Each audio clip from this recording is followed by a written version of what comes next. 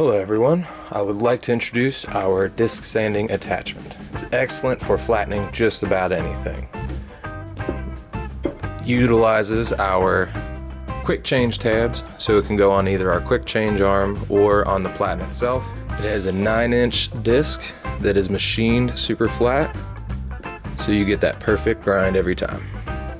Let's show you how to attach the paper. Putting the paper on, first thing you want to get is some 3M feathering adhesive. This stuff is great. You can use it to stick multiple pieces of paper. It's very similar to like a contact cement, something like that. First thing that we're going to want to do is remove the old sandpaper. Using the feathering adhesive, it's really simple. You just peel it off.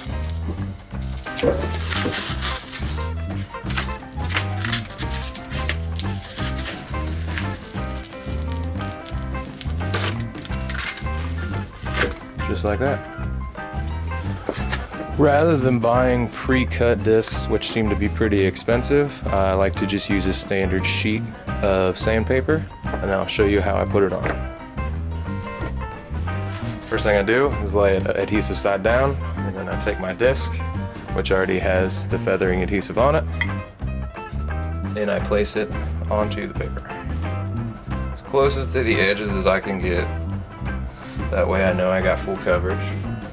And then you just give it a good push down.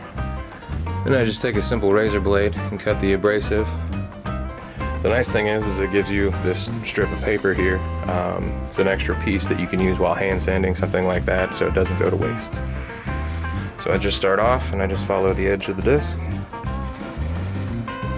and cut the sandpaper off.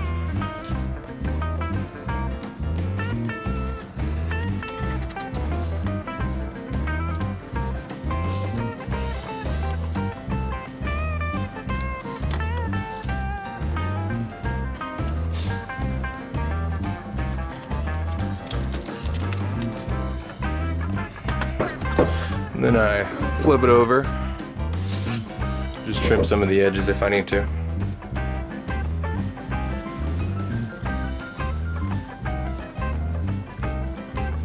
Alright, there you go. Now we got the same paper on. First thing we want to do is loosen each of the quick change knobs. Here, slide out your platen. Take your disc. Slide it right in, and then tighten them up. One thing you want to make sure of is that the handles themselves are out of the way. In order to put the belt on, I would loosen up the arm first, take the belt, wrap it around the wheel,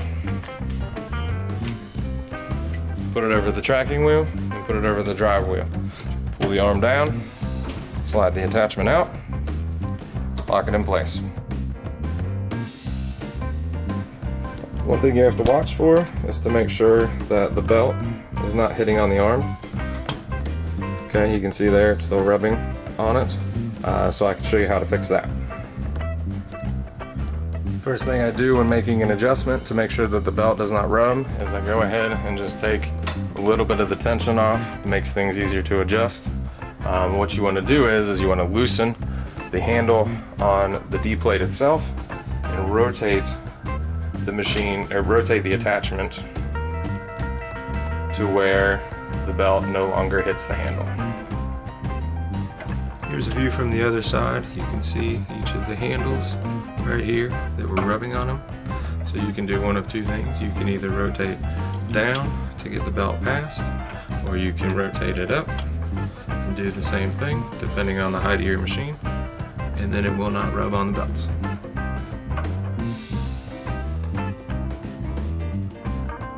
In the current setup, the disc sander will run in the counterclockwise fashion. If you would like to run it in reverse and you do not have a reverse switch on your machine, you can actually run the disc sander in reverse as long as you're using it with a D plate and not on the quick change arm. I'll show you how to flip it around. First thing you want to do is take the tension off of the belt, you're going to take the belt off.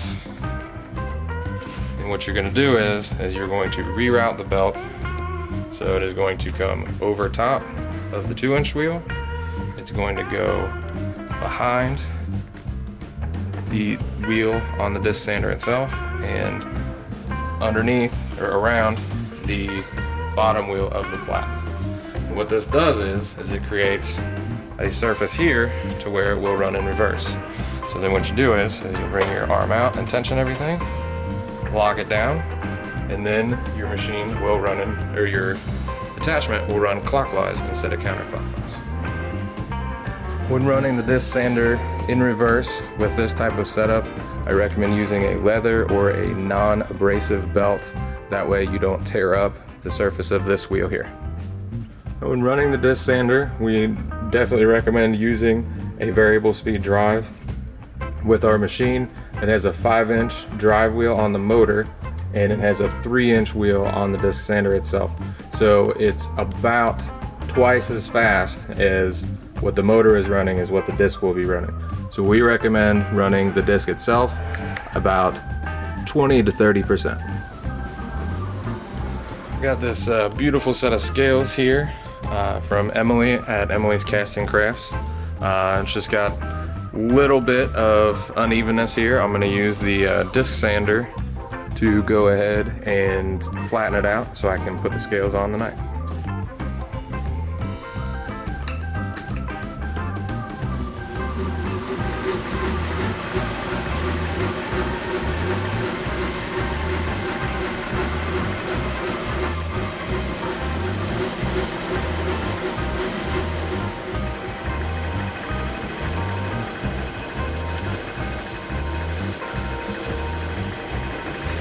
So as we sand, you can see the circular marks here. There's some low areas here that we need to get out before we can do a good glue up and make sure everything's completely flat.